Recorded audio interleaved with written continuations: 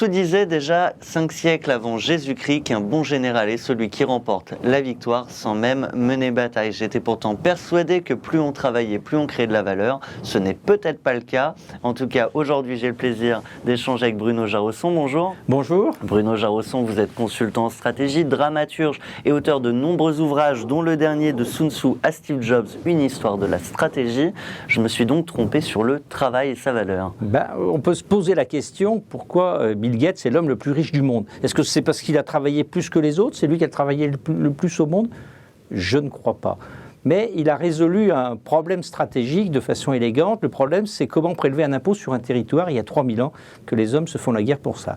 Eh bien lui, depuis plus de 30 ans, avec le sourire, sans combattre, comme le prescrivait Sun Tzu, sans guerre, il a prélevé un impôt sur à peu près toutes les entreprises du monde et sur à peu près tous les particuliers du monde. Ça, c'est élégant. C'est le coût de transfert. Il a mis en place un coût de transfert, c'est-à-dire rendu ses clients captifs.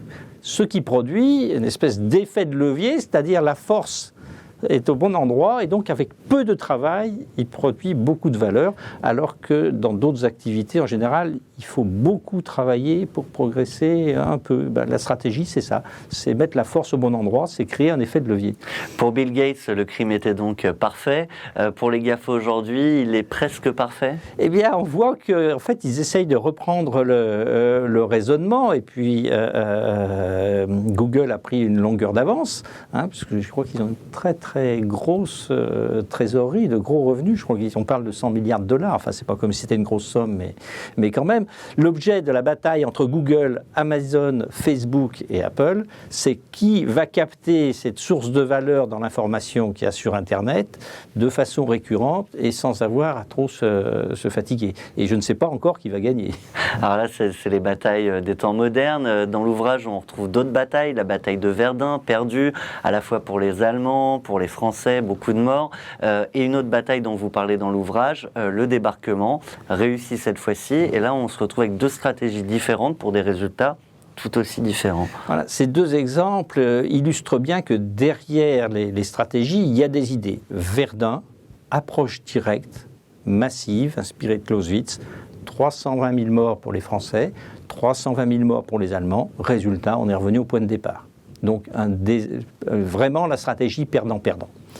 Le débarquement, stratégie indirecte inspirée par Basil Lidelhardt. On vous attend dans le Pas-de-Calais, vous débarquez en Normandie. Et cette stratégie réussit grâce à ça.